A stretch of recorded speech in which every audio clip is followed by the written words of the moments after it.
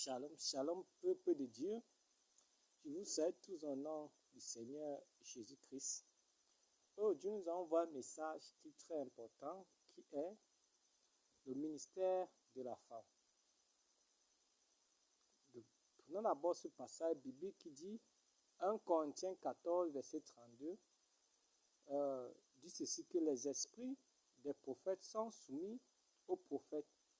Celui ou celle qui prophétise est un prophète ou prophétesse. Exemple, nous avons la prophétesse Déborah, femme de Lapidot, était juge en Israël. On a aussi Marie, sœur d'Aaron, qui était prophétesse. On a aussi la prophétesse Anne, qui avait perdu son mari et a vécu veuve pendant des années. Elle restait et servait Dieu au temple, était également prophétesse. Mes frères et sœurs en Christ, si je prends l'exemple rien que sur les femmes, sans mentionner les hommes, c'est que je n'ai aucun problème avec les hommes, mais juste parce que les femmes sont marginalisées, voire même bafouées de l'église de notre Seigneur Jésus-Christ, par les soi-disant frères mal affermis, je vais parler du ministère de la femme. La parole de Dieu dit, Dieu ne fait point d'acception de personne. La portion de l'Écriture stipule que Dieu choisit qui il veut, l'homme ou la femme pour sa gloire. Personne ne conseille Dieu ou encore lui donne les ordres. Par exemple, dans l'histoire d'Israël, nous voyons après la mort de plusieurs juges, quand les juges ou les défenseurs de la loi de Dieu ne sont pas permanents, l'Éternel a suscité une femme pour qu'elle soit juge en Israël, à savoir la prophétesse Déborah. Nous voyons que l'Éternel a sauvé son peuple à travers les mains d'une femme. Référence Juge 4, tout au chapitre. Lorsque nous entrons en profondeur des Écritures, nous constatons que Dieu avait prédit par la bouche de son prophète, le prophète Joël, je cite Joël 2, « Après cela, je répandrai mon esprit sur toute chair. Vos fils et vos filles prophétiseront.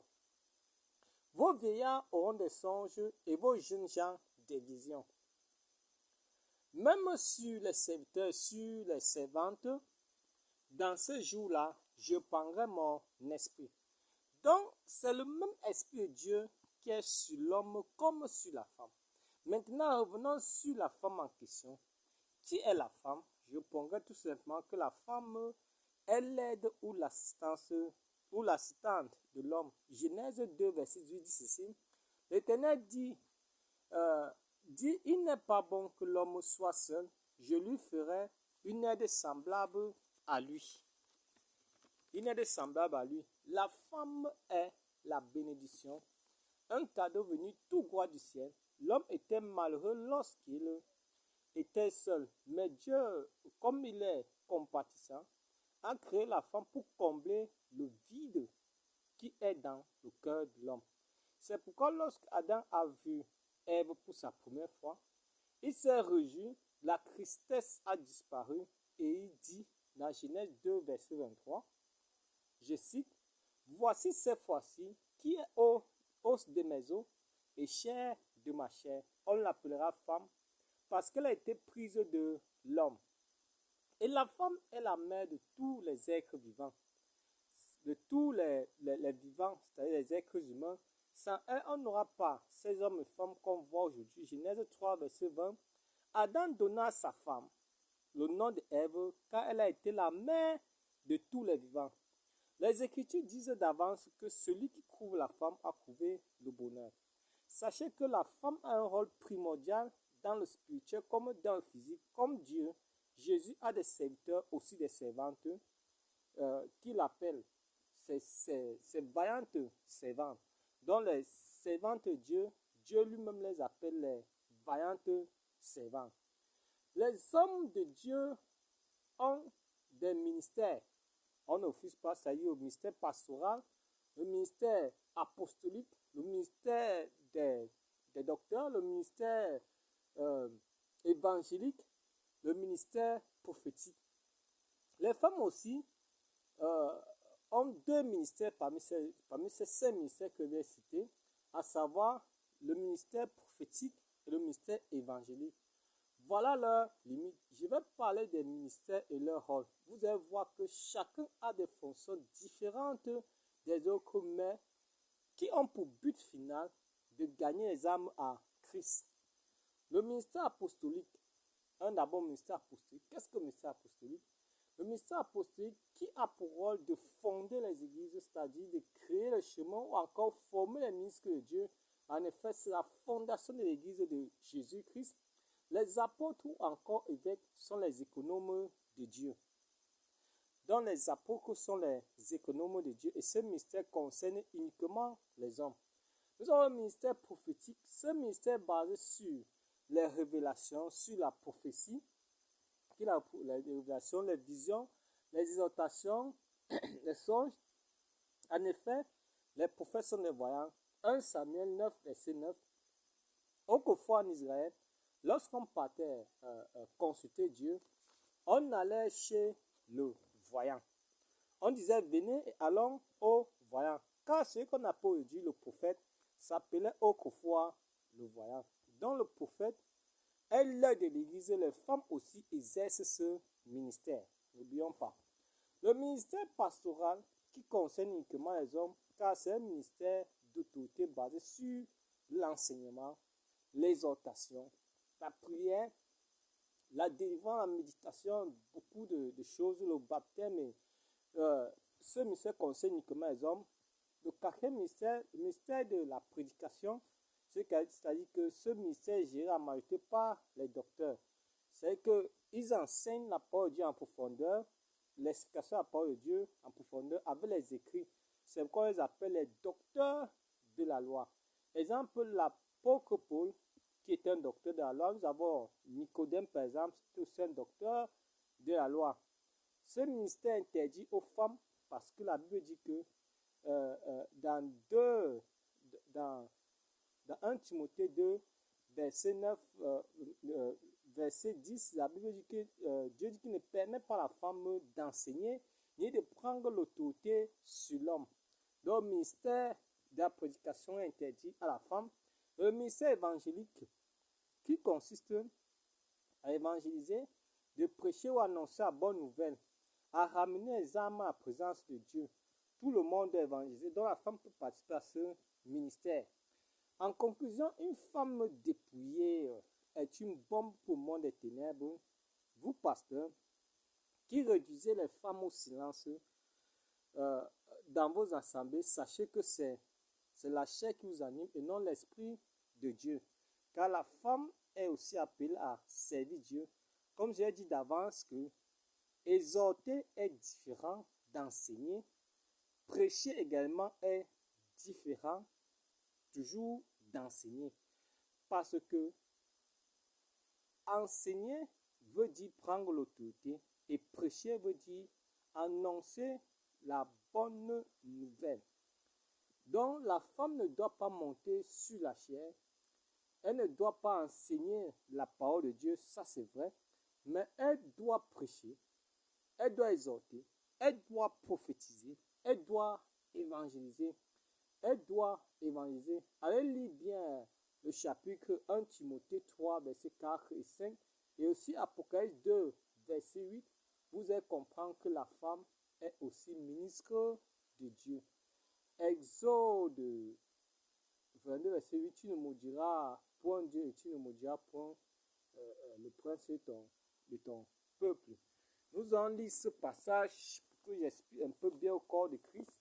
Le chapitre, le passage Apocalypse 2, verset 8. Qu'est-ce que la Bible nous dit? Nous allons lire tous ensemble. Apocalypse 2.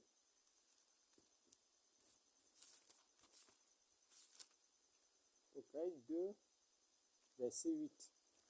La Bible nous dit ceci.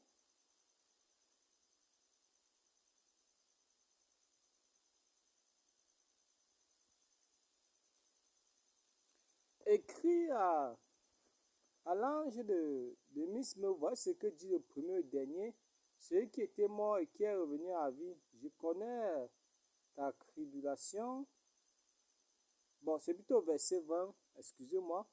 Le Seigneur dit que, mais ce que j'ai contre toi, c'est que tu laisses la femme Jézabel qui se dit prophétesse enseigner et séduire mes serviteurs, pour qu'ils se livrent à l'impureté, qu'ils mangent et viennent sacrifier aux idoles. Je lui ai donné du temps afin qu'elle se repente et elle ne veut pas se repentir de son impudicité. Voici, je vais la jeter sur un lit et envoyer une grande tribulation à ceux qui commettent adultère avec elle, à moins qu'ils ne se repentent de leur œuvre. Je ferai mourir de mort ses enfants, et tous les églises connaîtront que je suis celui qui sonde les reins et les cœurs, et je vous rendrai à chacun selon vos œuvres. À vous tous, les autres de Thyatire, qui ne reçoivent pas cette doctrine et qui n'ont pas connu les profondeurs de Satan, comme il les appelle, je vous dis, je ne mets pas sur vous d'autres fardeaux. Seulement ce que vous avez retenu jusqu'à ce que je vienne, à celui qui vaincra et qui gardera jusqu'à la fin mes œuvres, je donnerai autorité sur les nations. Et il pèquera avec une verge de fer, comme on brise les vases d'argile, ainsi que moi-même, j'en ai reçu le pouvoir de mon Père, et je lui donnerai l'étoile du matin. Que celui qui a des oreilles entende ce que dit l'Esprit aux églises. Donc, ce verset nous dit bien ici que dans l'église de Thyatire, les autorités religieuses, c'est-à-dire que les pasteurs, les prophètes, ont établi des ministres sans le consentement de Dieu. Comme j'ai dit d'avance que tous les ministères, en fait, c'est Dieu qui appelle, c'est Dieu qui choisit ses ministres et non les hommes. Donc, ils ont choisi les ministres sans le conseil de Dieu, et c'est pourquoi Dieu était fâché contre eux. Parce que Dieu dit d'abord que la femme ne peut pas participer au ministère pastoral. C'est pourquoi Dieu dit que Jézabel, qui se dit prophétesse, d'abord, elle a été nommée prophétesse par les hommes de Dieu, alors qu'elle n'est pas appelée au ministère prophétique. Et non seulement, elle fait un travail qui n'est pas digne d'elle, elle enseigne la parole de Dieu et elle conseille les fidèles à manger la viande sacrifiée aux idoles, ce qui n'est pas de l'impudicité. Donc nous voyons donc qu'une femme qui est pasteur, plutôt apporte dans l'église l'esprit de séduction et non l'esprit d'autorité. Comme le Seigneur dit ici que le ministère pastoral, c'est un ministère d'autorité. La femme ne peut pas participer là. Je prends l'exemple très simple. Bon, supposons qu'une femme est pasteur et que son mari est dans l'église. Qu'est-ce qu'elle va dire à son mari? Alors que la Bible dit que la femme doit rester dans le silence, elle ne doit pas donner les ordres à son mari. Est-ce que si peut-être il y a les jeûnes à faire, est-ce qu'elle peut donner les ordres à son mari de jeûner? Donc nous voyons donc que le ministère pastoral, le conseil par femme, le Seigneur dit que nous prouve ça ici dans son passage. Donc toutes les prophétesses, je n'aime pas dire que les femmes peuvent être prophétesses, mais elles ne doivent pas enseigner la parole de Dieu, ni même ouvrir la Bible pour expliquer quelque chose à un enfant de Dieu. Ce n'est pas son rôle.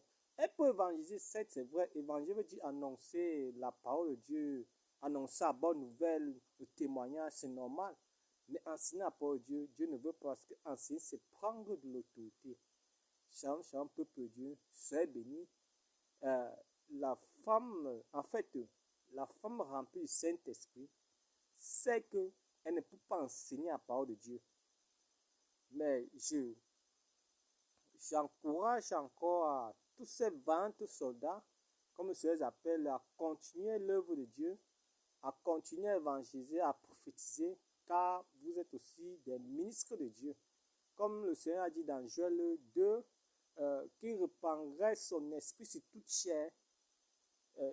C'est-à-dire que sur ses servants et ses servantes. Donc le Seigneur ne fait pas acception de personne, il choisit qui il veut.